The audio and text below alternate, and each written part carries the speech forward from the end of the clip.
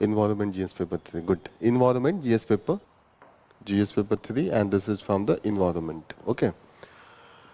Then we will see that the Delhi government implement work from home policy amid the severe pollution. तो again this is environment से related ही है, GS paper 3. The Kuna committee calls for the probe into the ventilator purchase during the pandemic.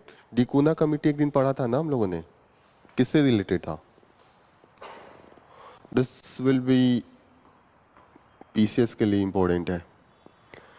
ये कर्नाटका से related था, corruption during the कोविड-19. 8-10 दिन पहले ये आया था न्यूज में. Delhi high court ask SBI to credit. This is not important, ठीक है ना, ये ऐसे ही न्यूज है, क्राइम न्यूज है. And overturning of Sri Lanka's old political order. तो यहाँ पे अभी इलेक्शन हुआ था प्रेसिडेंट का, एंड आफ्टर दैट वहाँ की असेंबली का. कौन वहाँ पे इस समय लीड कर रहा है, क्या नाम था?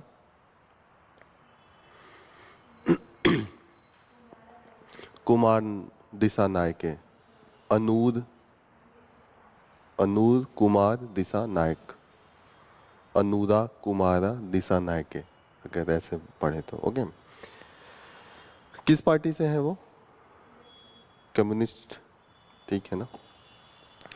The long fight for the accessibility dignity in India's prison. तो ये वाला news is associated with the, जो लोग डिसेबल हैं उनको प्रिजन में क्या दिक्कत होती है, टॉयलेट को लेके, डे टू डे जैसे नहाने को लेके कोई हेल्प चाहिए होता है प्रिजन में, ऐसे ही कोई हेल्प करने को नहीं तैयार होता है, तो उसको लेके है कि उनका भी तो ह्यूमन राइट्स का वायलेशन होता है. उस पर पूरा एनालिसिस है, उस पर हम पूरा डिटेल में एनालिसिस करेंगे. ओके.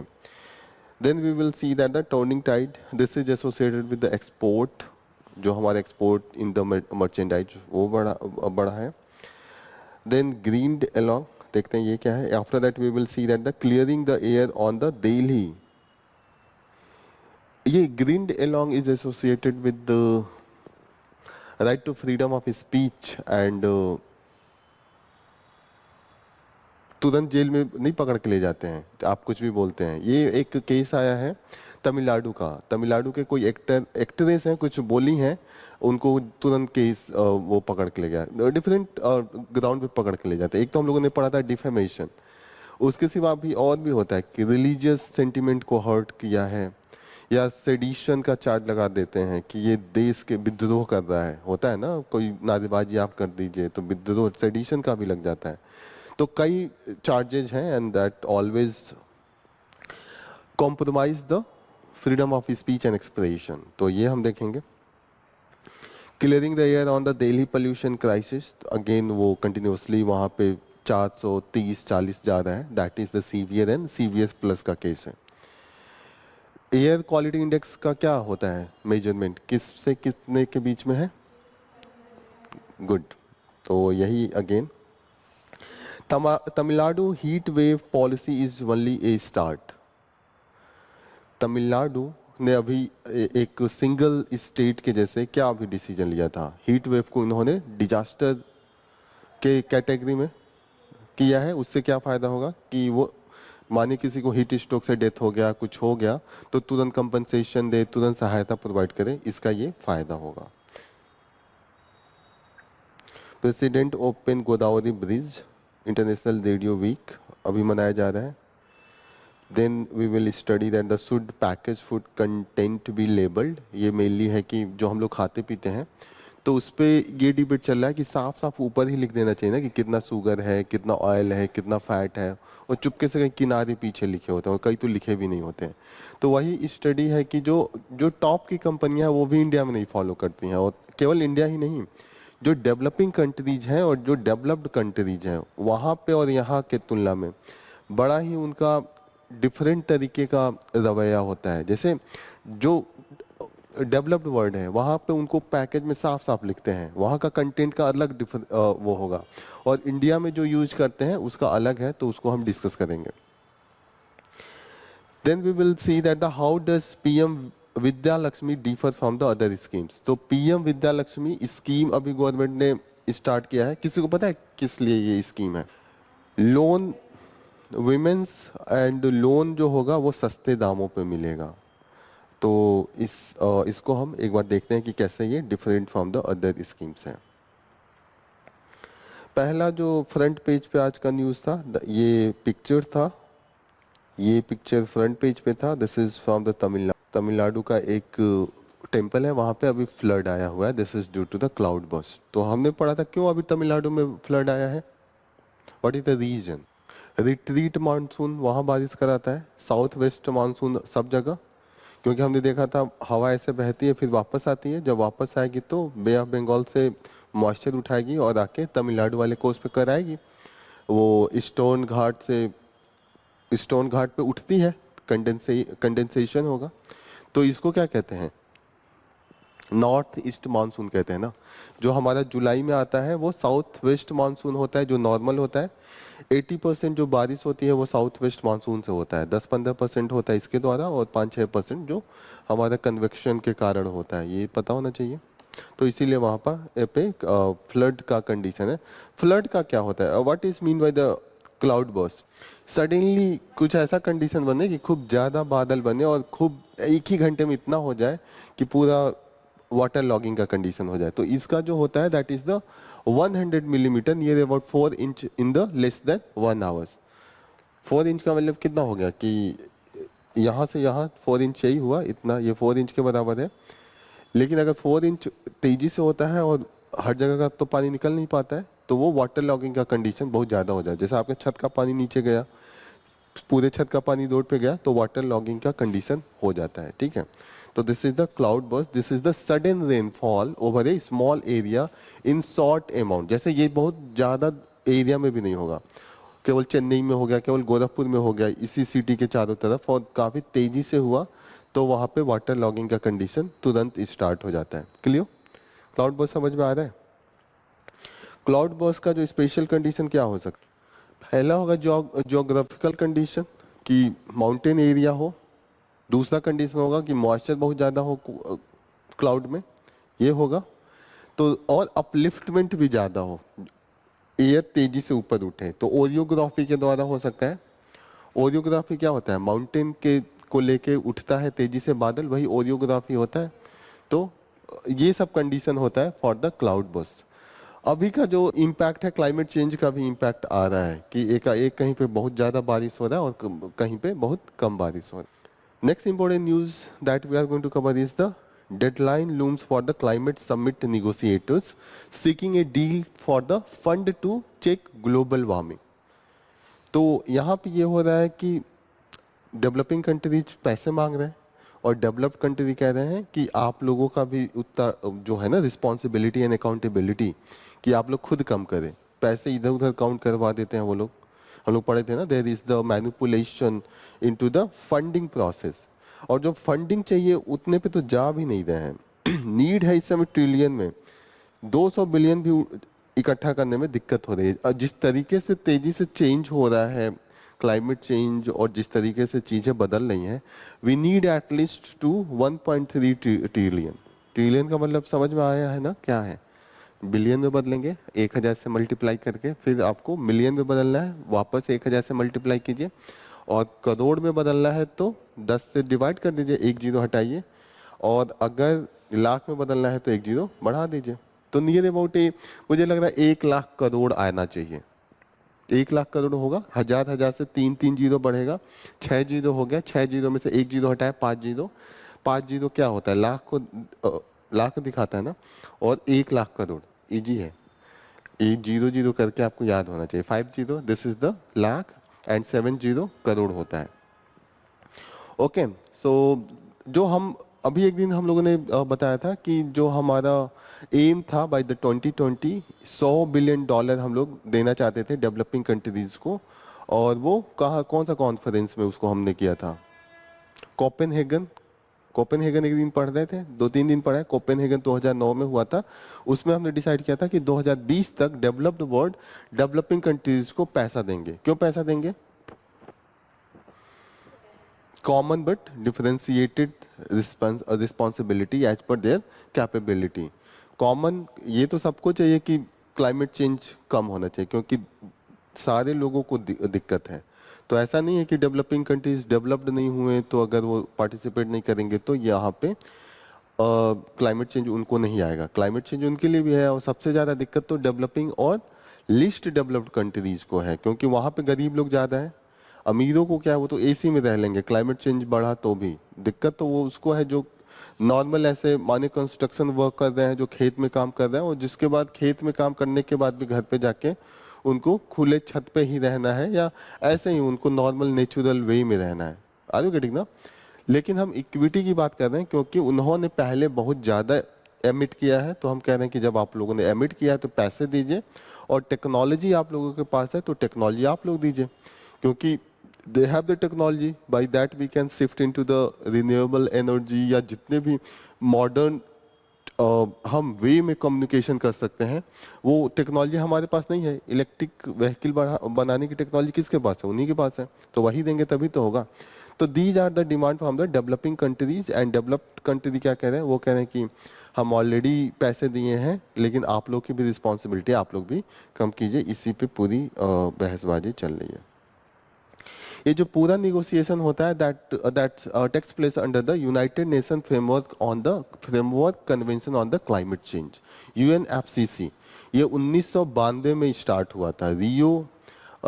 रियो समिट 1992 में हुआ था, उसी के बाद से ये स्टार्ट हो गया था। इसमें हर साल हम जो इसके पार्टीज हैं, कॉन्फ्रेंस ऑफ पार्टीज होता है, कॉन्फ्रेंस ऑफ पार्टीज का मतलब जो देश इसके मेंबर है, 194 देश मेंबर है, 193 जो ओवरऑल यूएन के मेंबर है, और एक ईयू है, ईयू अलग से उसकी मेंबरशिप है। तो टोटल 194 कंट्रीज और the 194 countries are the member. Okay, ये है ना रियो डी जेनेरो, ब्राजील में है, वहीं पे ये हुआ था, इसीलिए इसका नाम कहते हैं रियो डी जेनेरो। वहाँ का कैपिटल है शायद यही है ना, कि ब्राजीलिया है? ब्राजीलिया है। अच्छा, ये सबसे बड़ा कोस्टल सिटी है। ये बहुत फेमस है, इसका कोस्टल व्यू आता है, यहीं पे हुआ था। और उसी के बाद इस वाले कोस्ट पे है जो अटलांटिक ओशियन से अटैच है, 1992 में हुआ था। इसी के थ्रू हम कंटिन्यूअसली कई प्रोटोकॉल होते हैं, जैसे हमने जो इसके पहले था पेरिस एग्रीमेंट था। पेरिस एग्रीमेंट के पहले हम लोगों ने, पेरिस एग्रीमेंट तो चल रहा है, उसके पहले कियोटो प्रोटोकॉल था। तो कियोटो प्रोटोकॉल वो भी क्लाइमेट चेंज और यूएनएफसीसीसी से रिलेटेड है। यूएन से यूनाइटेड नेशन, एफ से फ्रेमवर्क, सीसीसी से convention on the climate change. Clear हो रहा है? यूएन तो ऐसे ही याद रहेगा, फ्रेमवर्क और कन्वेंशन ये दो याद रखना है, क्लाइमेट चेंज याद आ जाता है। तो यूएनएफसीसीसी कब से ये स्टार्ट हुआ है? 1992 में, and this was into the Rio de Janeiro, Brazil में है, वहां का सबसे बड़ा कोस्टल सिटी है। मेन ऑब्जेक्टिव जो है कि ग्रीन हाउस गैस का जो कॉन्सेंट्रेशन है वो कम करना है। This is the main objective under the UNFCCC. Total parties अच्छा 195 है, 194 कंट्रीज। इस समय 194 है क्या यूएन का? कोई ऐड हुआ है? सूडान ऐड हुआ है आई थिंक। देखते हैं, ये या तो 193 होना चाहिए या तो 194, और यूरोपियन यूनियन टोटल 195 दिया हुआ है। मुझे लग रहा था 194 होना चाहिए। एक बार चेक कर लीजिएगा आप लोग ये। ओके, कोई नया देश? तो सूडान ही लास्ट देश है जो ऐड हुआ है यूएन में। की प्रिंसिपल क्या है? Common but differentiated responsibility. इसका तो कॉन्सेप्ट समझ में आ रहा है ना, क्या मतलब हुआ कॉमन बट डिफरेंशिएटेड?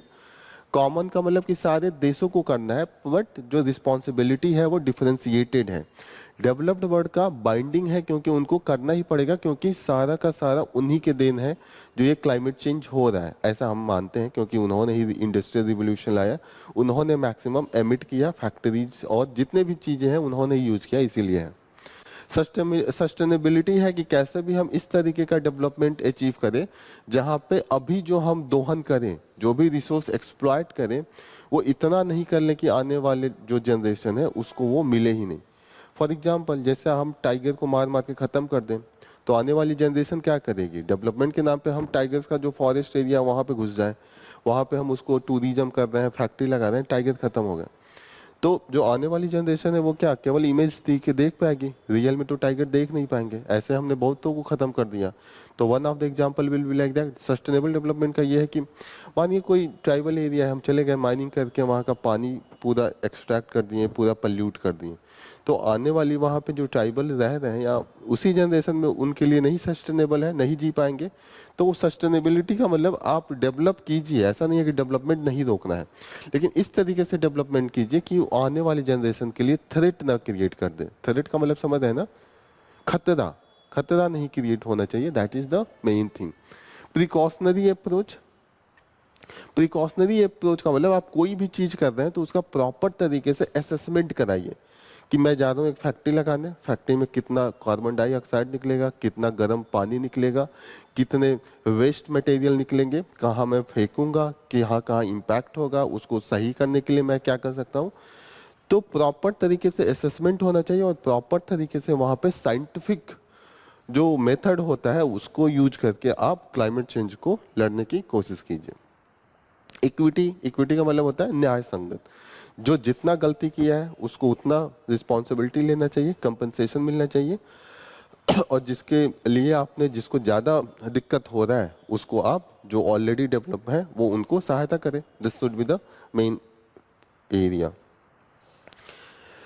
जो मेन इनका स्ट्रक्चर है, कॉन्फ्रेंस ऑफ पार्टीज, इनकी मीटिंग होती है, जो इनके बॉडीज हैं, कंट्रीज हैं। अभी कहाँ पे चल रहा है ये COP 29 अजरबैजान बाकू, यही चल रहा है।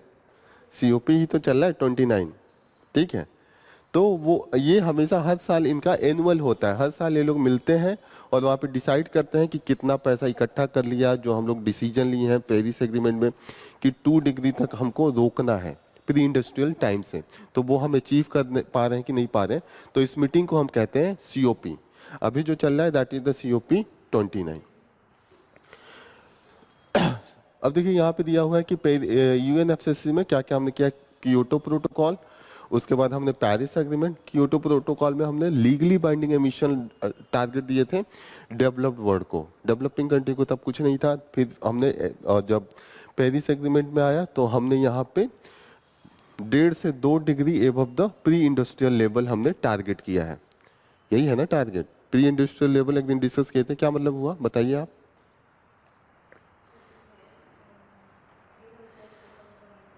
ठीक है वो तो कम करेंगे, मैं पूछ रहा हूँ प्री इंडस्ट्रियल लेवल का मतलब क्या हुआ।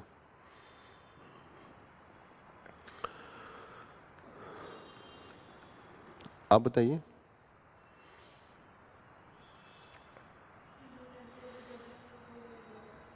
वो तो ठीक है, प्री इंडस्ट्रियल लेवल आप बताइए। उस समय जो टेम्परेचर था उससे की तुलना में 2 डिग्री हम तक बढ़ाएंगे, उससे ज़्यादा नहीं बढ़ने देंगे। चांस तो यह है कि 5-6 डिग्री तक बढ़ जाएगा, जिस तरीके से हम जो एमिट कर रहे हैं जिस लेवल से, तो उससे तो रोकना बहुत मुश्किल है। और हम कोशिश करेंगे, जो हमारा टारगेट है 2 डिग्री है कि इतना पे रोकना है, और कोशिश है कि और अच्छा करने के लिए 1.5 तक जाएं, 1.5 तक जाएं, क्योंकि कई जो नेशन है, जो आइलैंड नेशन है, वो डूब रहे हैं। तो उनको बचाने के लिए हमारा कोशिश है कि we should restrict the temperature increase. 13 degree के आसपास था प्री इंडस्ट्रियल टाइम पे, हम कोशिश कर रहे हैं कि 14-14.5 डिग्री तक रुक जाए। दोहा अमेंडमेंट 2012 में हुआ था। It extended the Kyoto protocol. Kyoto protocol जो था वो हमने फर्दर कर दिया कि अब एक्सटेंड करके पेरिस एग्रीमेंट में जो आया था उसको हम 2030 तक कर दिए हैं, ठीक है।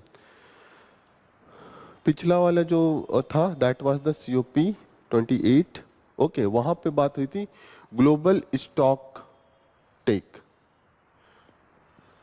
ग्लोबल स्टॉक टेक आया था। ग्लोबल स्टॉक टेक में हमने कहा था, इसका मतलब ये हुआ कि पेरिस एग्रीमेंट में हमने बोल तो दिया कि 2 डिग्री पे हमें रोकना है, लेकिन असेसमेंट भी होना चाहिए ना कि उसको रोकने के लिए कौन देश क्या कर रहा है, और क्या कर रहा है वो प्रॉपर बताए, अपना पूरा डेटा बताए ना कि उसने कितने नए सोलर प्लांट लगाए हैं, कितने उसने कोल का जो प्लांट है वो बंद किया है, यही सब तरीका है ना। कितना उसने पेट्रोल जो गाड़ियां हैं उसको कन्वर्ट करके इलेक्ट्रिक व्हीकल में चेंज की हैं।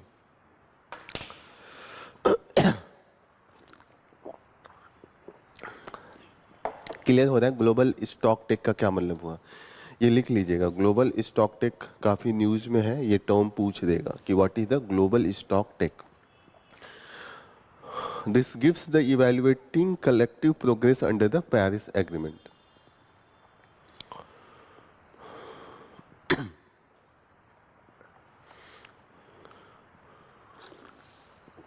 evaluating collective progress under the Paris Agreement. Global stock take पिछले साल ही ये स्टार्ट हुआ है तो बहुत न्यूज में रहा है. लॉस एंड डैमेज का मतलब क्या हुआ होता है? Loss and damage fund. Loss and damage fund की बात हो रही है. जो देशों को लॉस हो रहा है क्लाइमेट चेंज के लिए, उसके लिए फंडिंग आनी चाहिए ना, उसके लिए एक प्रॉपर इन्होंने फंड बना के रखा है. This is for the those are getting impacted by the climate change. यहाँ पे बात हो रही है कि planetary crisis put children at the risk. UNICEF. UNICEF is the United Nation का स्पेशलिस्ट बॉडी है that take care of the, जो चिल्ड्रंस पे अगर कोई भी पॉलिसी किसी भी देश का इम्पैक्ट कर रहा है तो उसको वो एसेस करते हैं एंड इवेल्युएट करते हैं. ये कह रहे हैं कि world is facing an unprecedented plenary crisis with nearly half of the world children about 1 billion living in the countries face the high risk of the climate environmental hazard. होता है ना, सबसे ज्यादा रिस्क कौन है? बच्चों को ही है, क्योंकि उनको उनकी जो रेजिस्टेंस, जो उनकी इम्यून कैपेसिटी होती है वो थोड़ा सा वल्नरेबल होते हैं, वो अभी ग्रो कर रहे हैं, अडॉप्ट नहीं किए होते हैं. तो यहाँ पे आप देखिएगा कि they are facing mainly due to this hazard and this is due to the climate change and the way we are living. जैसे हम पॉलीथीन का ज़्यादा यूज कर रहे हैं तो क्या है, वो डिफरेंट टाइप के उससे पोल्यूशन क्रिएट होते हैं. जब भी उसको जलाएंगे तो एयर पोल्यूशन होगा. आप देखिएगा कि ये रैग पिकिंग वुकिंग का भी काम मैक्सिमम बच्चे छोटे छोटे करते हैं. उनको भी काफ़ी कई तरीके का स्किन डिजीज और ये सब काफ़ी वल्नरेबिलिटी होती है. और खासकर जो डेवलपिंग कंट्रीज हैं उसमें हम प्रॉपर टूल का यूज़ नहीं करते हैं. तो वहाँ पे यूनिसेफ का this is the main assessment. तो आप यूनिसेफ के बारे में एक बार घर पे भी जाके देखिएगा. Okay, next important news.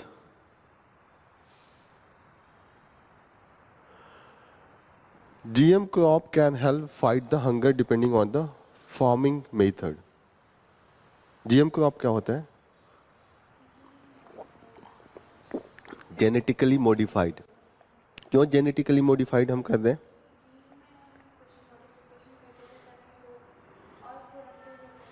Yes, ज़्यादा अच्छा प्रोडक्शन हो और जो क्लाइमेट चेंज से इम्पैक्ट पड़ा उसको भी रजिस्ट करे कि कम पानी लेके हो जाए. मानिए अगर आपको पैडी धान की खेती करने में आपको 100 लीटर लग रहा है, अगर आप कुछ जीन चेंज कर दे, कोई ऐसे पौधे का जीन लाए, कोई ऐसा पैडी का वैरायटी लाए जो डेजर्ट एरिया में होता हो, तो वहाँ पे हमें कम करना पड़ेगा.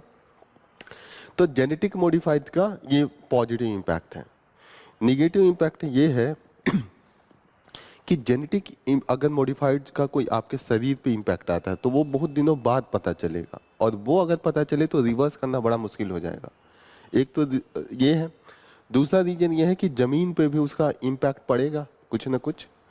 तीसरा इम्पैक्ट ये हो सकता है कि डाइवर्सिटी चली जाएगी. जैसे ऐसे देखिएगा कि आप लोग चावल के 50 वैरायटी खाते होंगे. मोटा चावल, वो ब्राउन कलर का होता है, थोड़े थोड़े जिसका लेंथ लंबा होता है, छोटे होते, 50 वैरायटी होता होगा. आप लोग खुद बताइए 2-3 वैरायटी जो आप खाती हैं.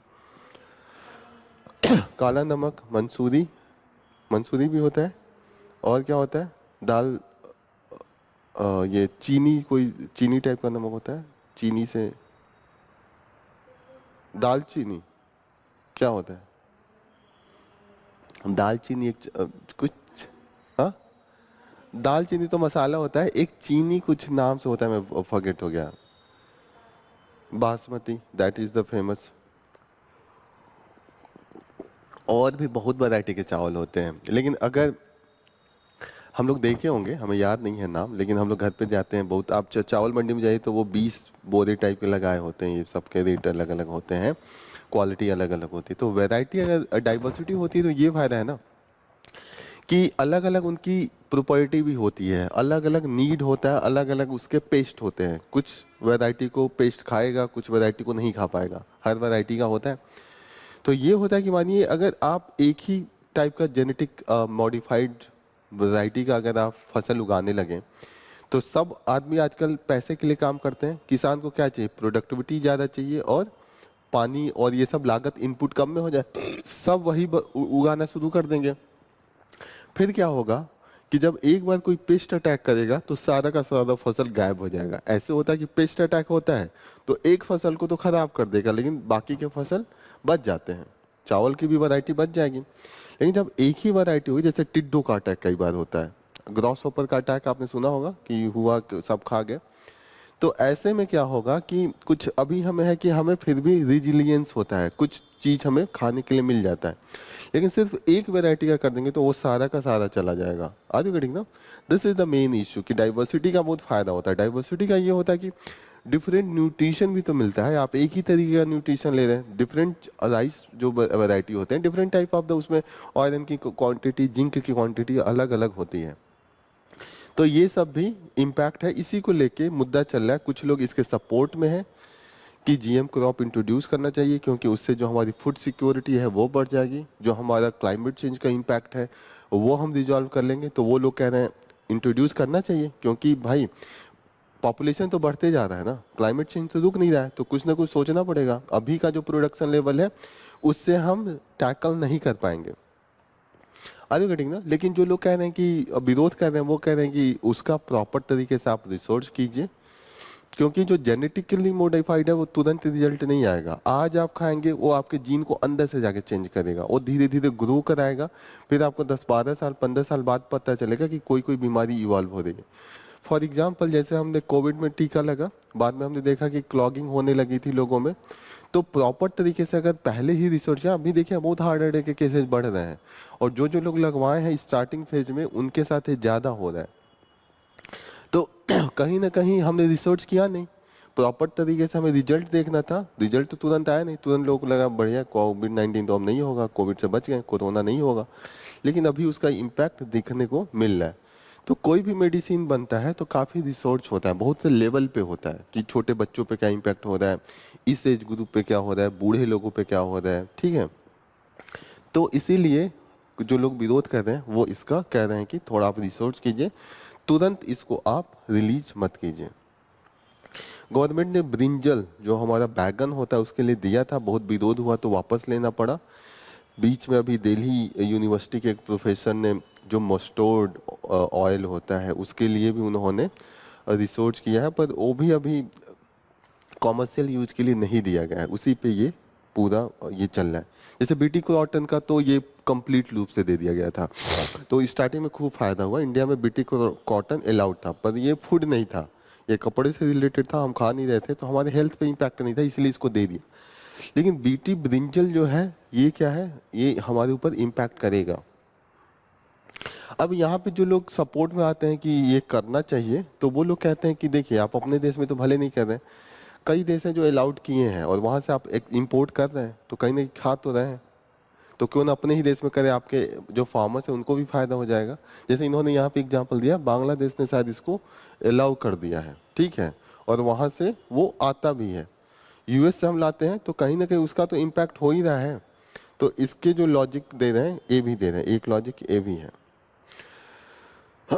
जैसे इन्होंने बताया कि कई जो होते हैं हर्बिसाइड टॉलरेंट जीएम क्रॉप होते हैं, कि कई बार होता है कि किसान को अलग से पेस्टिसाइड भी नहीं डालना पड़ेगा, वो खुद जीन इतना मजबूत हो जाएगा कि जो उसके पेस्ट अटैक करते थे वो नहीं कर पाएंगे। This is the other benefit of the using the GM crop.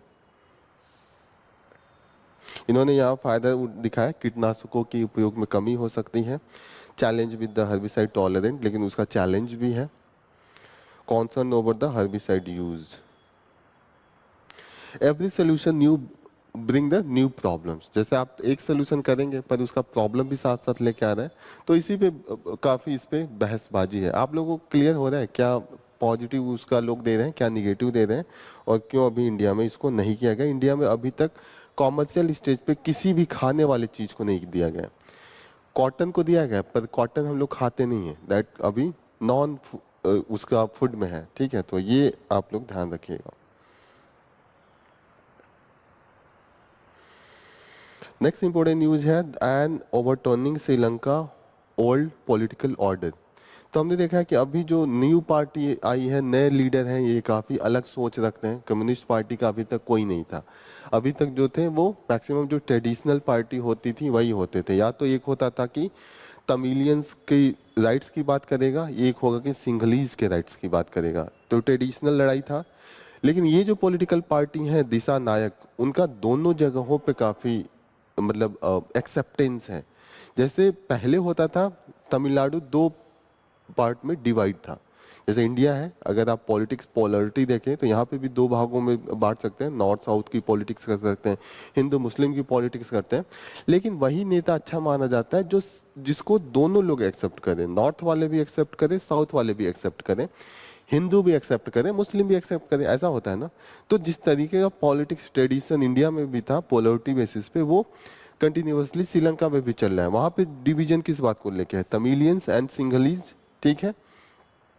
पहली बार ऐसा आया है कि जो अनुरा कुमार दिसानायक हैं, इनकी पार्टी जो आई है, खासकर इनका जो खुद का पर्सनालिटी है, that is very much getting favour from the both group, both community, Sinhalese as well as the. अभी देखिएगा कि जो ये इलेक्शन हुआ है, जो ये जफना वाला एरिया है, जो नॉर्थ तमिलनाडु है, जहाँ तमिलियंस रहते हैं, उनमें भी इन्होंने काफी अच्छा परफॉर्म किया है। जो इसके पहले प्रेसिडेंट थे गोटाबाया राजापक्षे, उनको सिर्फ 3 सीट मिला है। यू कैन थिंक 145 से घट के 3 पे आ गए हैं। तो दैट इज द केस, मतलब लोगों में कहीं ना कहीं है कि वो जो लड़ाई वाली पॉलिटिक्स है, एक लेवल पे आदमी आके फेडअप हो जाता है। जैसे हम लोग भी है, एक लेवल पे आके बोल देते हैं ना कि अरे क्या हिंदू मुस्लिम लगा रखा है, थोड़ा सा कुछ डेवलपमेंट की भी बात करो, कुछ थोड़ा जॉब की बात करो, होता है ना एक लेवल। आप लड़ाई एक लेवल तक करवा सकते हैं, हर बार वही मुद्दा लोग नहीं एक्सेप्ट करते। तो वहां पे भी यही देखा जा रहा है कि लोगों में कहीं ना कहीं जो डिवीजन बेसिस पे पॉलिटिक्स था, उसको टोटली रिजेक्ट किया है। काफी थंपिंग मेजोरिटी है, 225 सीट है, 159 सीट मिला है। अभी ना 2/3 से भी ज्यादा है। 2/3 कितना आना चाहिए, 2/3 150 के आसपास आएगा, 140-50 के बीच में। यहाँ पे दिया है कि राजापक्षे जो वहां के प्रेसिडेंट था, उनको सिर्फ 3 सीट मिला, 3 सीट्स, 3% वोट मिला है। दे वर द डोमिनेट। जैसे आप इमेजिन कीजिए कि कांग्रेस है, बीजेपी है, उनको एक जब टाइम आया कि 4% 3% वोट मिले, और जो सीपीआई है जो केवल केरला में है या केवल पहले 3 सीट पाती थी, उसको 2/3 मेजोरिटी मिल जाए। तो यही बहुत एक तरीके से हिस्टोरिकल मैंडेट है ना। टोटली जो हमारा 75 सालों का आ रहा है, पॉलिटिक्स का नेचर बदल गया ना। Same is happening with this Sri Lanka as well. जो पॉलिटिक्स है टोटली वहाँ पे एकदम चेंज हो गया है। हल्का एक पार्टी आती है, एक पार्टी जाती है, वो अलग बात है। एक न्यू पार्टी आके एकदम पूरा थम्पिंग मेजोरिटी से आ जाओ, जो जो दो ट्रेडिशनल पार्टी हैं वो एकदम नीचे चले जाए, क्योंकि परसेंटेज ऑफ वोट भी बहुत गिरा है। एक होता कि सीट गिरा, जैसे कांग्रेस का 2014 में सीट गिरा था, परसेंटेज ऑफ वोट 19-20% उनका भी था, बीजेपी का 32-33% था, तो कंपैरिजन था। यहाँ पे कोई कंपैरिजन भी नहीं है। द वे जैसे सीट का जो इनको है 61% वोट मिला है और 159, और उसकी तुलना में आप अगर इससे कंपेयर करें, 5 सीट से कंपेयर करें, तो वो तो इंडिपेंडेंट भी 4-5 जीत जाते हैं खुद खड़ा होते तो। ओवरऑल डिस्कशन यही है। फिर इन्होंने लास्ट में ये बोला है कि इंडिया पे भी क्या पॉजिटिव इम्पैक्ट हो सकता है। जैसे हमारा जो एक टसल हुआ करता था तमिलियंस को लेके, मछुआरों की लड़ाई को लेके, या तमिल्स के राइट को लेके, हम लोग हमेशा इंटरफेयर करते रहते थे, क्योंकि तमिल्स को हम लोग अपना समझते हैं, क्योंकि हमारे ही वहाँ से माइग्रेट किए हैं। तो हमारा अगर ओरिजिनल अगर निवासी है, तो कहीं ना कहीं उसके राइट्स की हम लोग हमेशा बात करते हैं। तो इंडिया का हमेशा उसमें होता था कि आप क्यों बोल रहे हैं, श्रीलंका को लगेगा ना, वो तो अब तो हमारे निवासी है ना, जो सिटीजन है Tamilians, they are from the Sri Lanka. तो श्रीलंका हमेशा एक्सटर्नल इंटरफेरेंस देखता था, और इंडिया को एक बिग ब्रदर के जैसे, बिग ब्रदर इसलिए नहीं कि ध्यान रखने वाला, बिग ब्रदर जो हक दिखाता है छोटे भाई पे, उस तरीके से देखा जाता था। बिग ब्रदर जब इंटरनेशनल रिलेशन में आता है, खासकर इंडिया एंड इंडियन नेबरहुड, तो इसको निगेटिव में लिया जाता है कि इंडिया अपना धौस दिखाता है और हमें हर बात में चुप करा देता है। Next important news is with respect to the long fight for the accessibility dignity in the prison. ये जो मेन है न्यूज वो है कि what is the provisions and how these disabled people are facing into the prisons and उनको क्या क्या day to day life पे जो डे टू डे एक्टिविटीज होता है उस पे क्या उनको दिक्कतें आती हैं। ये मेन जो केस है वो अभी साईं बाबा एक दिल्ली के प्रोफेसर थे, उन पे आरोप लगाया कि he is associated with the Maoist, naxalite से मिले हैं, उनको पकड़ के ले गए, आरोप लगा के कि सेडिशन का केस लगाया, 10 साल तक जेल में रखा। वो एक तरीके से क्या डिसेबल्ड थे ही, एकदम टोटली व्हील चेयर पे थे। आर यू गेटिंग ना? साईं बाबा का नाम पहले सुना था, अभी हाल ही में डेथ हुआ है 20 दिन पहले ही। Sai Baba is so much famous in the communist जो ग्रुप होता है। गवर्नमेंट ने आरोप लगाया था कि इनके घर में कुछ ऐसे बुक मिले हैं जो माओवादी विचारधारा को बढ़ाते हैं। ठीक है ना?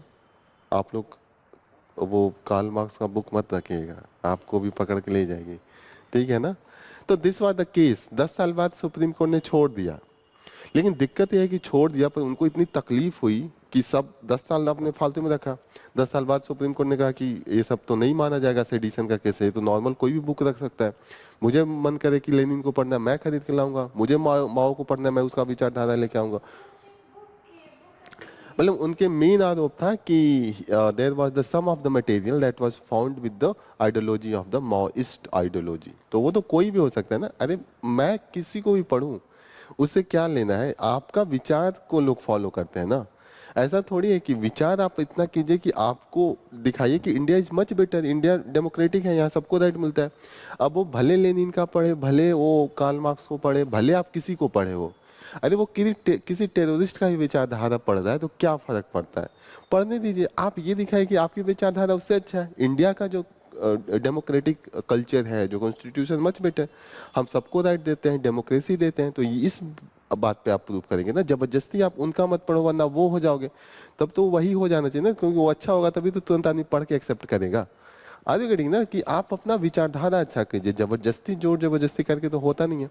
तो ये सब मैटर था इस आर्टिकल में। बस ये है कि उनका तुरंत जब 10 साल बाद छोड़ा तो ठीक है, एक जो नरेटेड का मतलब होता है निर्दोष घोषित कर देना, ठीक है। तो 10 साल बाद उनको ए डिकेड, पूरा 10 साल उनको कैद में रखा, उसके बाद निर्दोष घोषित किया। अब ये तो खुशी की बात थी कि भाई फालतू में आपने पकड़ के रखा था, छोड़ दिया। लेकिन ये है कि इतना उनका हेल्थ खराब हो गया कि छोड़ने के 4-5 महीना बाद ही इनका डेथ हो गया। मार्च में छोड़ा है, अभी पिछले महीने इनका डेथ हुआ है। मार्च में छोड़ा है, अक्टूबर में पिछले ही महीना डेथ हुआ है। ये हम लोग पढ़े थे, शायद आप लोग भूल गए, 2-3 दिन ये न्यूज में था। तो ही डाइड। तो अब ये है कि ये बता रही हैं कि जिस जेल में थे वहां पे नॉर्मल एक व्हील चेयर भी उनके लिए प्रोवाइड नहीं किया गया था। तो वो नहाते वहाते गिर जाते थे, चोट लगता था, तो कहीं कंधे पे चोट लग गया था, उसी का उनको ऑपरेशन कराना था, सर्जरी कराना था, उसी के बाद उनका डेथ हो गया। कुछ कॉम्प्लिकेशन हो जाता है, ऑलरेडी आदमी डिसेबल्ड है, और तो इसके चक्कर में ये हो गया था। फिर इन्होंने कई ऐसे केसेस का एग्जाम्पल दिया है कि प्रिजन्स की स्थिति बहुत खराब है। जैसे आप लोगों ने गंगा जल पिक्चर देखा है, सब पवित्र कर देंगे, अजय देवगन का है गंगा जल अच्छा मुझे दिखाना चाहिए इसका ट्रेलर। भागलपुर का केस पे बना था, भागलपुर का एक केस था, वहां पे जो प्रिजनर्स और पुलिस में थोड़ी बहुत कुछ झड़प हो गई, बहसबाजी हो गई। तो पुलिस वालों ने सारे जो उस समय बंद थे उस जेल में प्रिजनर्स कैदी, उनका हाथ पैर बांध के उनका आंख निकाल लिया, एसिड डाल दिया आंख में। तो ये केस बहुत ही फेमस हुआ था, सुप्रीम कोर्ट में गया था, सुप्रीम कोर्ट ने काफी कुछ इस पे एक्शन लिया था, उसने गाइडलाइन भी प्रोवाइड किए थे कि किस तरीके से आपको प्रिजन्स में you have to deal with the prisoners. बाद में मुल्ला कमेटी भी बैठी थी टू रिफॉर्म द प्रिजन्स, इन्होंने भी काफी रिकमेंडेशन दिए थे।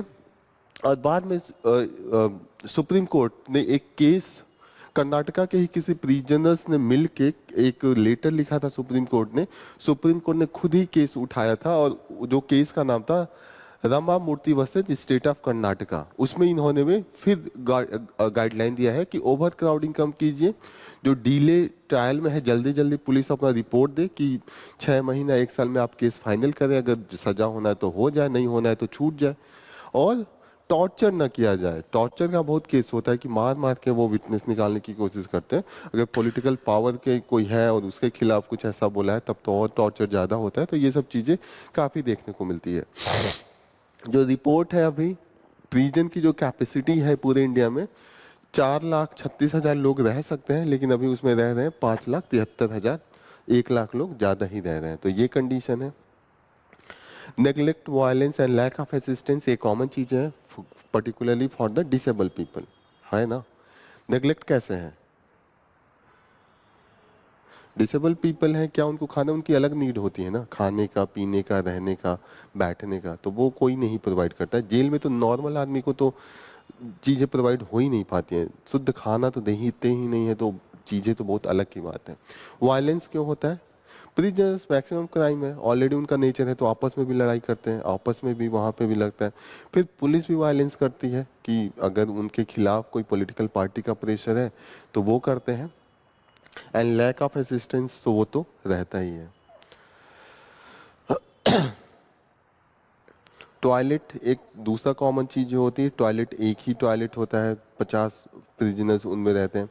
फिर जब आपका, खासकर जब आप डिसेबल हैं, तो वो टॉयलेट आपके लिए यूज करना और भी मुश्किल होता है। एक केस बहुत फेमस है, Upendra Baxi versus state of UP, 1983 का केस है। इसमें सुप्रीम कोर्ट ने कहा है कि the prisoners also have the right to live with the human condition and with dignity. आप, ऐसा नहीं है कि उनका कोई इज्जत ही नहीं है, उनकी कोई डिग्निटी नहीं है, वो आत्मसम्मान प्रिजनर्स का भी मेंटेन रखना चाहिए। नहीं होता है कि आप, कोई केस है, किसी केस में कन्विक्ट है, तो उसको आप एकदम उस तरीके से नहीं यूज ट्रीट करेंगे जैसे वो एनिमल है। आज भी कटिंग ना, क्योंकि उसके बाद भी हो सकता है वो आदमी सुधर जाए, जाके वो अच्छी जिंदगी जीना चाहे। तो डिग्निटी अगर मेंटेन नहीं करेंगे तो उसका बाद में सुधरना बहुत मुश्किल हो जाता है, क्योंकि उसको लगेगा अब तो इज्जत भी नहीं बचा, थोड़ा मैं सुधरूं भी तो क्या सुधरूं, जिस तरीके से बदले की भावना आ जाती है, ये सब चीजें और प्रिजनर्स को ज्यादा बड़ा क्रिमिनल बना देता है। आप सुनते होंगे कि एक बार जो जेल में चला जाता है वो और बड़ा क्रिमिनल बन के निकलता है। हमारे वहाँ जेल सुधारने के बदले और ज़्यादा बिगाड़ देता है, उन लोगों का और कनेक्शन बन जाता है और उनको लगता है कि इसी में रहना है, क्योंकि अब तो सोसाइटी भी तो स्टिग्मा के जैसे देखती है। तो या तो वो लोग कोई पॉलिटिशियन बन के बड़े मंत्री मंत्री बन जाए, तब तक तो लोग स्टिग्मा के ही जैसा ही देखते हैं। Already person with the disability के लिए हमने एक एक्ट बनाया था 2016 में, उनके राइट्स को इंश्योर करने के लिए कि किस तरीके से हम ट्रीट करेंगे, कितने तरीके का डिसेबिलिटीज है। तो ये हमने डिफाइन किया है, right of person with disability. 2016 में ये एक्ट प्रॉपर आया है। ये इंश्योर करता है कि किस तरीके का राइट, जैसे कि हमारे मकान में किस तरीके का सीढ़ियाँ होनी चाहिए जो डिसेबल पीपल की फ्रेंडली होना चाहिए, ठीक है, किस तरीके का टॉयलेट होना चाहिए। यहाँ पे जैसे सीट्स हैं, तो कुछ सीट्स ऐसे होने चाहिए that should be the for the those who are with the disability, ठीक है। Ministry of home affairs and the model prisoner manual इन्होंने निकाला है, जो हमारी होम मिनिस्ट्री है, कि किस तरीके से प्रिजन में मैनुअल होता है ना, कि ये चीजें इंश्योर करने के लिए टिक मार के कि अच्छा ये है, तो वो इन्होंने करा है। यहाँ पे इन्होंने लिखा है model prisoner prison manual. What is mean by the model prison manual? Model पता है कहाँ पे यूज होता है? जो ऐसा एरिया हो जहाँ पे यूनियन गवर्नमेंट के पास पावर नहीं होता है, और जो पावर होता है that is with the state government, तो वहां पे वो सिर्फ मॉडल लॉ बनाते हैं कि आपको स्टेट्स एक ही जैसे फॉलो करे, ताकि थोड़ी सी यूनिफॉर्मिटी रहे, बहुत ज्यादा डिफरेंस ना आए। तो prison is the subject with the states, clear रखिएगा ये आप लोग। प्रिजन किसके पास है? स्टेट्स सब्जेक्ट है। तो ये है कि अब स्टेट्स के पास अगर वो राइट है जो बनाने का लॉ, तो उन्हीं के पास ये भी रिस्पॉन्सिबिलिटी जाती है, ड्यूटी जाती है कि वही ह्यूमन राइट को इंश्योर करें। जो प्रिजनर्स हैं, एक तो नॉर्मल जो कैदी हैं उनका करना है, और दूसरा जो पर्सन विद डिसेबिलिटी हैं उनके भी राइट को इंश्योर करना है। दैट इज द, यहाँ पे दिया भी है, prisons is a state subject. State subject, state list 2 है।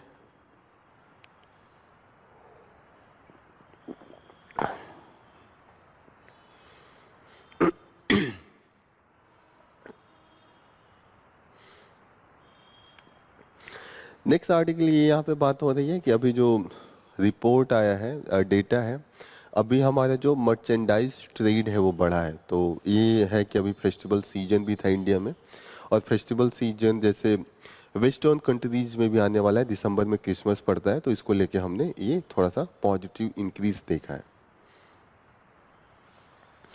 Arrest of actor Kasturi for the hate speech, ठीक है। तो यहाँ पे एक तमिलनाडु के एक्टर हैं, उनको करा था, लेकिन मेन यहाँ पे जो मुद्दा आता है that is the hate speech and the freedom of expression. Hate speech भी कर्व करना जरूरी है, लेकिन ये है कि उनको बेल भी नहीं दिया। बाद में सुप्रीम कोर्ट ने तुरंत बेल दे दिया, तो उनको बेल मिल गया। लेकिन यही है कि आप जब तुरंत अरेस्ट करने लगते हैं, तो जो हमारा फ्रीडम ऑफ स्पीच है वो हम सही भी बोलना है तो हम सही सोच के नहीं बोल पाते। तो हमें लगता है कि कंट्रोवर्सी हो जाएगी, किसी पॉलिटिकल पार्टी को या किसी नेता को बुरा लग गया। तो ऐसे में क्या है, जब आपका फ्रीडम ऑफ स्पीच को कर्व किया जाने लगता है, तो that is also threat to the democracy. Democracy क्या है कि आप फ्री इंफॉर्मेशन जब आम इंसान को पता चलेगा तभी उसी बेसिस पे वोट देगा ना। एक इन्फॉर्म वोटिंग सिस्टम होना चाहिए कि आप किसको कैसे वोट दे रहे हैं, that should be inform.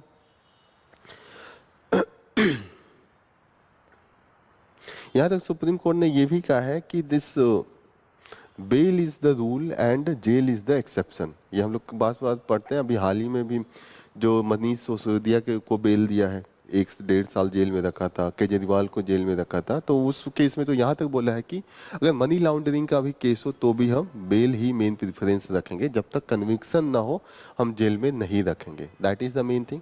Okay,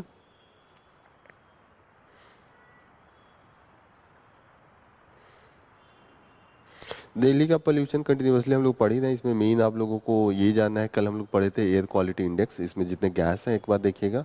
फिर हम लोगों ने क्या पढ़ा था, commission of the air pollution management, ठीक है ये। एंड और क्या पढ़ा था, कैसे हम एक्शन लेंगे, ग्रेडेड मैनर में लेंगे। ग्रेडेड मैनर में था, 4 स्टेज पे हमको वो लेना है, ग्रैप उसको शॉर्ट फॉर्म में लिखा था, ग्रेडेड रिस्पॉन्स ग्रैप। जी रिस्पॉन्स, ए से क्या था मुझे भी भूल गया, एयर पोल्यूशन, ये है तो एक्शन प्लान, ये है ग्रेडेड रिस्पॉन्स एक्शन प्लान। ए से एक्शन था, पी से प्लान था, ग्रैप। तीनों चीजें पता है ना। एयर क्वालिटी इंडेक्स का वो जो इंडेक्स में देखिएगा, पर्टिकुलर मैटर्स 2.5 एंड पीएम 210 ये था। This is the size of the molecule, जो हमारा पर्टिकुलेट मैटर्स जो हमारे ऐसे दिखता नहीं है, उड़ता रहता है, नाक में जाता है, फिर हम इनहेल करते हैं, and that is getting the congestion in our lungs and result into the respiratory disease and element. यही होता है ना।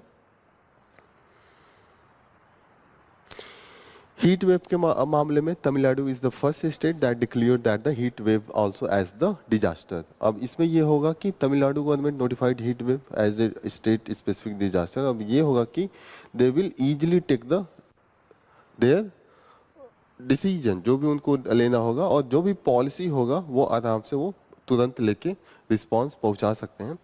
ये है कि ये बर्डन तो बढ़ा देगा तमिलनाडु गवर्नमेंट पे, क्योंकि अब तो उनको पैसे देने पड़ेंगे ना। जो लोग हीट वेव से ऐसे तो बोल देते हैं कि ये बीमारी है, हमसे क्या लेना है, लेकिन ये है कि एक सिटीजन्स राइट के लिए ये अच्छी चीज होती है। और गवर्नमेंट की जो रिस्पॉन्सिबिलिटी होती है, जो हम ट्रस्ट करते हैं, लेजिटिमेट बनाते हैं किसी गवर्नमेंट को, तो वो उनका होता है कि इस तरीके का एक्शन उनको लेजिटिमेट बनाती है।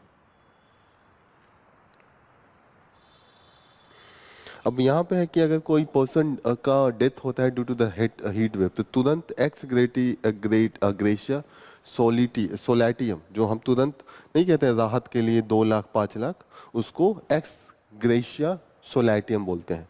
तो वो तुरंत गवर्नमेंट दे सकता है और लोग उसको अपना डिमांड भी कर सकते हैं। दूसरी चीज है कि अब हीट वेव को जब उन्होंने बोल दिया कि दिस इज द डिजास्टर, तो उसके लिए जब भी वो कोई अर्बन एरिया डेवलप करेंगे, कहीं पे रोड डेवलप करेंगे, तो वो प्रॉपर तरीके से प्लान करेंगे कि कैसे रोड बनाना है कि हीट वेव पे लेस इम्पैक्ट करे। जैसे कॉन्क्रीटाइजेशन कैसे कम करें, ग्रीन बिल्डिंग्स कैसे बनाएं, ग्रीनर एरिया को कैसे बढ़ाएं। यही सब रीजन होता है हीट वेव का, कि जहाँ पे ज़्यादा कॉन्क्रीटाइजेशन होता है, जहाँ पे जो मानिए आता है हीट और वो जो पत्थर होते हैं उस पर तुरंत एब्जॉर्ब होगा और वो हीट काफी तेजी से बढ़ा देता है। लेकिन जो ग्रीनर एरिया होते हैं वहां पे वो ग्रेजुअली, उनका क्या है, ऑक्सीजन भी होता है और उतनी तेजी से वो हीटिंग नहीं होती है, क्योंकि धीरे धीरे हीटिंग होती है और धीरे धीरे कूलिंग होती है। क्या था हीट वेव में? हीट वेव में हम लोग यही देख रहे थे ना, खासकर हीट आइलैंड हम लोग पढ़ रहे थे। हीट आइलैंड ये था, शहर जो था वो चारों तरफ से कंक्रीट था और आसपास का जो एरिया था वहाँ पे नॉर्मल सॉइल था, वहाँ पे फॉरेस्ट था, घास था। तो हम लोग देखते हैं कि जो कंक्रीट होता है, एक एग्जांपल मैंने दिया था कि जब आप कभी गर्मी के दिन में कहीं मंदिर में जाते होंगे तो कूद कूद के भागते हैं जब पैर जलता है, दोपहर में होता है ना, ऐसे आप लोग जल्दी जल्दी जाते होंगे या छांव ढूंढते होंगे, क्योंकि वहां पे पैर जलने लगता है, क्योंकि बहुत तेजी से होता है। आप ढूंढते हैं मिट्टी वाला एरिया का है, मिट्टी पे चल के जाएंगे।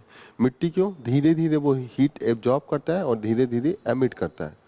जैसे अब आप लकड़ी को ले लें और आप लोहा को ले लें और किसी गर्म चीज से टच कराएं, तो जो लोहा है इस तरफ से इस तरफ जल्दी हीट ट्रांसफर होता है ना, जल्दी से गर्म हो जाएगा।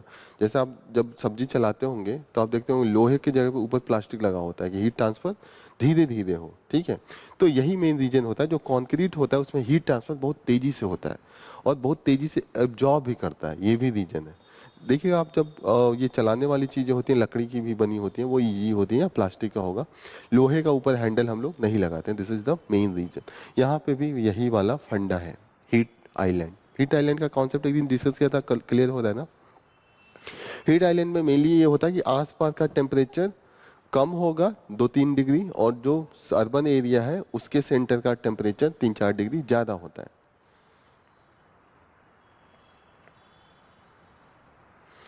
Tribal and non tribal divide apparent into the Jharkhand. तो झारखंड में जो देखिएगा बहुत ही एक टक्कर का मतलब पॉपुलेशन है। जैसे नॉन ट्राइबल जाके बस भी गए हैं मेन लैंड से, तो अभी है कि उनका नीड बहुत अलग हो गया। अब इसी बेसिस पे पॉलिटिकल पार्टी उसका यूज भी कर लेती हैं, दोनों को आपस में डिवाइड करके कि हम तो ट्राइबल के राइट्स को देखते हैं, हम तो नॉन ट्राइबल्स के राइट में देखते हैं। तो यही इन्होंने यहाँ पे डिस्कस किया है कि कितना परसेंटेज है, कितना सीट्स रिजर्व है। जैसे 22 सीट रिजर्व है झारखंड में, for 28 seat for the scheduled tribe and near about 8-9 seat, 9 seat for the scheduled caste, ठीक है। 44 सीट है जो ओपन है। Total number of seats general assembly में 81 है, 81 है। 81 में 44 is for the non reserve and remaining कितना बचा, नियर अबाउट 37। 37 जो है that is for the reserve category, particularly for the scheduled tribe and the scheduled caste. Okay, तो यही इन्होंने कहा है कि कंटिन्यूअसली एनडीए एंड जो ये झारखंड मुक्ति मोर्चा पार्टी है, हेमंत सोरेन, हेमंत सोरेन ही है।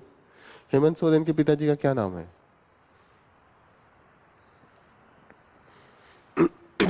शिबू सोरेन। शिबू सोरेन बहुत फेमस थे क्योंकि वही झारखंड की जो एक नया स्टेट बनाने की लड़ाई वही लड़े थे। तो यहाँ पे समझ में आ रहा है कि जो डिवाइड है वो और गहराता जा रहा है, कि जो जेएमएम है और जो बीजेपी है वो अपना अपना एरिया बना रहे हैं, और वहाँ पे भी हिंदू मुस्लिम का आजकल मैटर आ ही रहा है कि मुस्लिम सब बांग्लादेश से आके बस गए हैं, तो ट्राइबल का जो पॉपुलेशन है वो अब माइनॉरिटी में जाने लगेंगे। इस तरीके की चीजें वहाँ पे भी हो रही हैं। Next important news that we will study is the should package food content be labelled. तो आपको क्या लगता है, लेबल होना चाहिए कि नहीं होना चाहिए? या इट शुड बी लेबल। और हम देखते हैं कि जितना भी अभी ये केस ज्यादा इसलिए आ गया था क्योंकि नेस्ले एक कंपनी है, वो दूध बनाती है बच्चों के लिए, और उनका सेम जो पैकेट है दूध का, वो जो यूरोप में बेच रहे थे और जो इंडिया में बेच रहे थे उसमें बहुत ही डिफरेंस था इंग्रेडिएंट में। जो शुगर का कंटेंट था that was much lesser into the European countries, और इंडिया में वो शुगर का क्वांटिटी ज़्यादा बढ़ा देते हैं। एंड शुगर का क्वांटिटी ज़्यादा होता है that is not good for the health of the children. अब यहाँ पे उनको डर तो लगता नहीं, उनको लगता है यहाँ तो अनपढ़ कम पढ़े लिखे लोग हैं, टेस्टी लगेगा, चीनी ज़्यादा लगेगा तो और बच्चा खाएगा, लोग इसी को प्रीफर करेंगे, और थोड़ा सा फीका लगेगा तो वो, अब उनको पता है यूरोप में लोग पढ़ के लेते हैं, भले फीका लगे, अगर शुगर ज़्यादा है तो नहीं लेंगे, तो वहाँ पे उसकी क्वांटिटी वो कम करके बेचते थे। तो कहीं यहाँ पे है नेस्ले अच्छा यहाँ पे दिया तो है, यहाँ पे Nestle baby food product sold in the India as well as Africa Latin America, यहाँ पे अलग था, यहाँ पे हाइयर शुगर कंटेंट था, but it was much lesser into the Europeans, European market में वो था, अलग था। तो ये है कि जो ये तो टॉप के ब्रांड है ना, नेस्ले हुआ, पेप्सिको हुआ, ये लोग तो बहुत बड़े ब्रांड है, लेकिन ये लोग भी फॉलो नहीं करते, ये लोग भी जैसे डिस्क्रिमिनेटरी टाइप का इनका भी एटीट्यूड रहता है।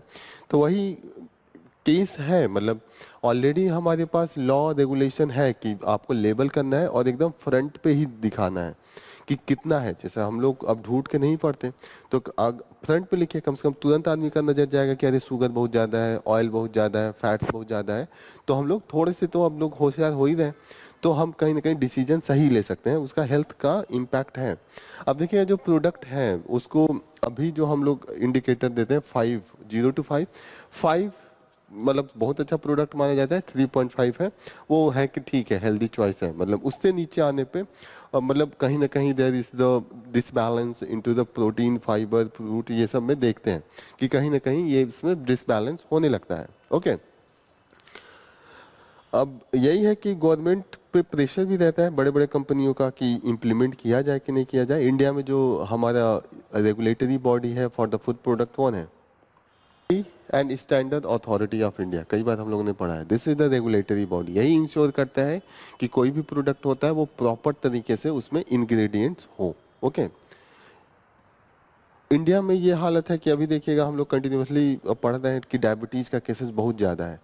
कल परसों पढ़े थे डायबिटीज से रिलेटेड एक न्यूज, इंडिया में जो डायबिटीज है 10.3 crore Indians have the diabetes, ये हाल है।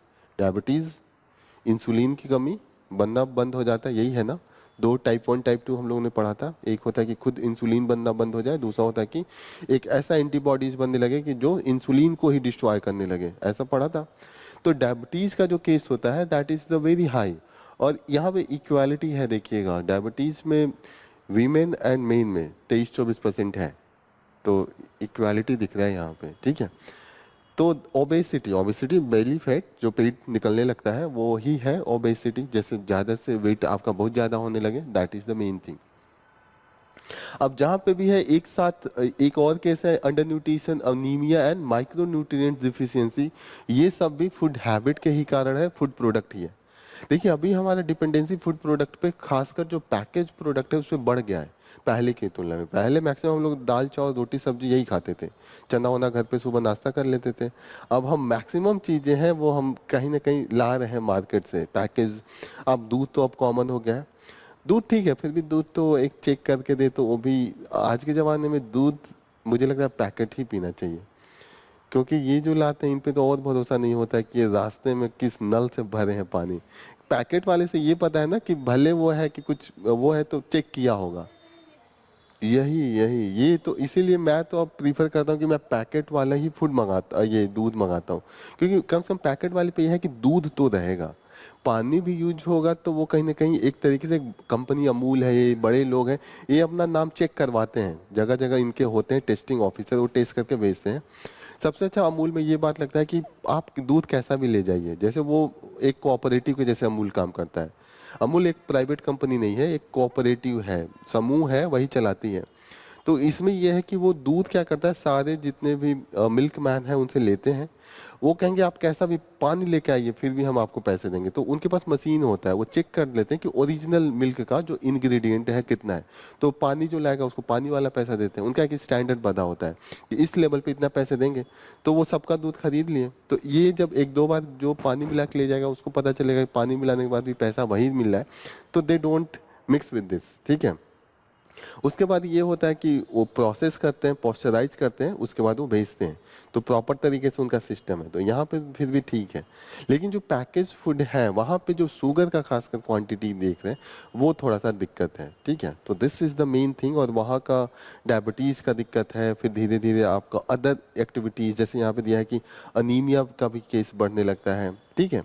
और भी बहुत से केसेज होते हैं, अभी बीच में हमने देखा था लेड भी का क्वांटिटी ज़्यादा मिला रहे थे, टेस्ट बढ़ाने के लिए वो मिलाते हैं कोई केमिकल, उसमें लेड वो लोग डाल देते हैं। जैसे मैगी का केस आया था, मैगी को कुछ दिन बीच में बैन किया था, तो उसमें लेड का केस था, तो ये सब चीज़ें हैं। तो इसीलिए है कि अगर पैकेज फूड तो इनएवॉइडेबल बन गया है अब तो। आप पनीर भी जाएंगे तो आपको लगेगा कि पैकेट वाला लेके आए, that is much better as compare to the ये जो बाहर खुले में बेचते हैं, वहां पे भी लगेगा कि क्या क्या पता कैसा बनाया हो। तो दिस इज द केस, क्योंकि अभी ट्रस्ट भी तो नहीं है। पहले होता था जान पहचान का आदमी होता था, ग्वाला भी बगल का, अब तो ग्वाला अनजान होता है ना, कहाँ से आएगा मिल्कमैन वो नहीं पता है। तो उससे अच्छा कि कम से कम अमूल तो पहचान का है। ठीक है, तो this is all about India का है कि front of the pack labelling की बात हो रही है, ऑलरेडी है, और उस पर ये बात हो रही है कि जो जो मेन फूड प्रोडक्ट में होता है, जैसे शुगर इनअवॉइडेबल है, फैट इनअवॉइडेबल है और सोडियम इनअवॉइडेबल है, तो ये सब चीजें आप सामने ही बड़े बड़े अक्षरों में लिख दीजिए। एक इन्होंने एग्जाम्पल दिया है कि जो लेबलिंग का रूल है, अभी चीले एक कंट्री है साउथ अमेरिका में, पतला सा एकदम मिर्ची के जैसा है, इसीलिए उसका नाम चीले है। हाँ, अर्जेंटीना के जस्ट बगल में, मिर्ची ही जैसे है, पतला सा है, लंबा सा, तो इसीलिए चीले चीले चीले बोलते हैं, लेकिन चिली से निकला हुआ है।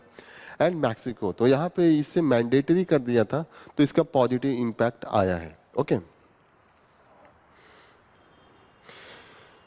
विद्या लक्ष्मी अभी हमने सेंट्रल गवर्नमेंट ने स्टार्ट किया है, and this is mainly for the collateral free, guarantee free loans for the education. ठीक है, तो खास कर यहाँ पे 10 लाख तक का लोन आपको मिल जाएगा if you apply for that. ठीक है, तो ये काफी न्यूज में है। अब यहाँ पे ये है कि ये जो बेसिस अभी बनाया है, एलिजिबिलिटी है कि 8 लाख से कम हो इनकम, और कोई और इस तरीके का बेनिफिट आप अवेल नहीं कर रहे हो, यही है।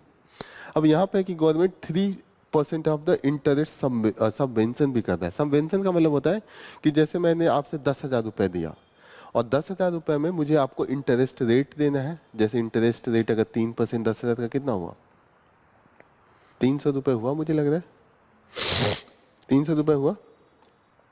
अगर मैं टाइम से दे दूं लोन, तो आप कह दें कि ठीक है 10,000 दे दिए, ये 300 मुझे नहीं चाहिए, मतलब छोड़ दूंगा मैं, होता है ना। तो यही जो इंटरेस्ट सबवेंशन का मतलब होता है कि गवर्नमेंट वो इंटरेस्ट छोड़ देगी 3%, तो वो इसमें इंक्लूडेड है। ठीक है,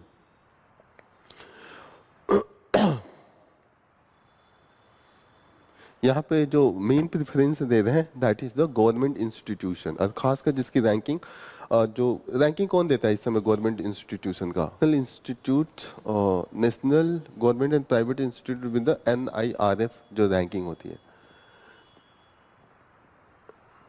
NIRF, नेशनल क्या है इसका फुल फॉर्म,